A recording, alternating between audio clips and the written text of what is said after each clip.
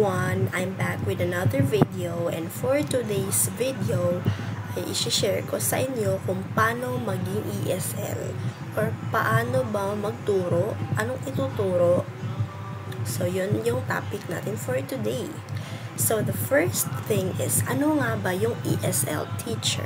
So ESL means English as second language. So yun, you have to teach Chinese students, Vietnamese, Thai, kung ano man yung nationality ng student, dapat mo siyang turuan ng English, okay?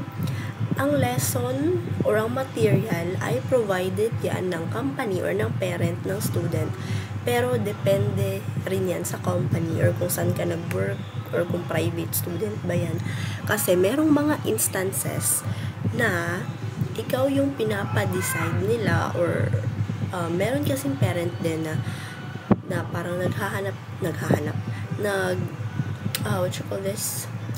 naghihingi ng suggestion ng teacher. For example, yung anak niya ay magaling magbasa, pero yung problema sa kanyang anak ay hirap siyang sumulat or mag-type.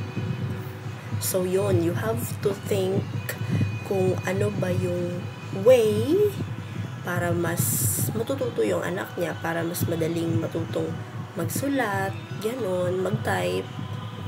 So depende yun. Example naman, merong mga students na sobrang daldal, pero parang kinakain na yung words na sinasabi. So ganon, depende talaga yun sa situation ng bata. You just have to communicate with the parent para parang magtulungan kayo para maayos yung learning ng bata at may progress din at the same time. So next is ano pa ba? Pagkatapos magturo, anong dapat gawin? Okay. Pagkatapos mo magturo ng 25 minutes o kung ilang minutes ba yan, dapat magme-message ka sa parent or may feedback ka. Kasi that is very important since, for example, regular student mo yung anak niya. And then, nanonotice mo na kahit papano may little progress, diba?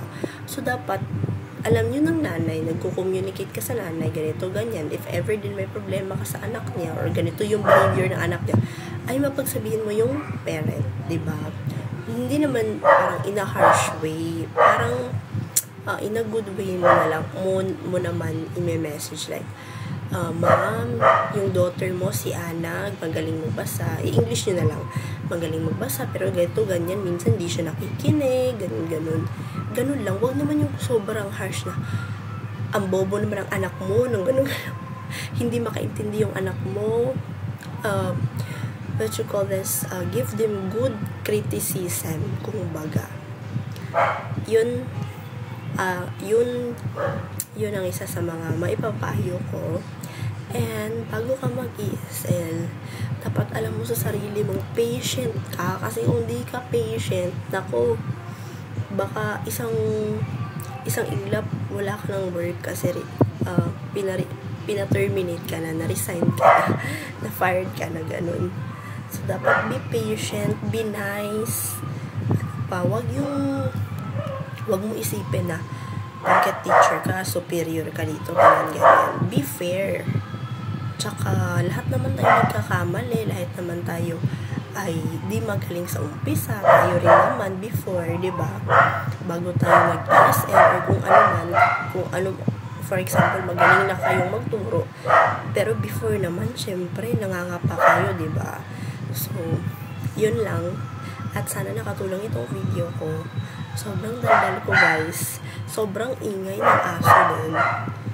I hope this video helps you a lot. Kasi kung hindi, wag na kayong manood. Yan yung palagi kong sinasabi. Kung walang kwenta yung video ko at yung mga pinagsasabi ko, nako, i-off nyo na lang yung data at wifi nyo.